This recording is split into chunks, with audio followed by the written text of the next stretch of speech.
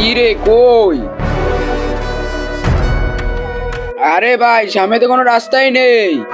এই ম্যাপে তো সামনেই রাস্তা দেখাচ্ছে। আচ্ছা তাই, দেখি তো আসলে সামনে কিছু আছে কিনা।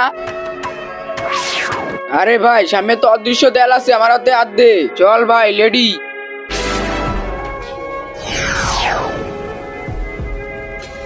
আরে ভাই, এটা আমরা কোন জায়গায় চলে আসলাম? ভাই আমার অনেক ভয় করতেছে। ভাই তুই ভয় পাস না, আমি দেখতে তোর চুলও কেউ ছিটতে পারবে না। এই দেখ, এই সেই গাছ যার নিচে গুপ্তধন আছে। নে মাটি খোর। ইয়ে,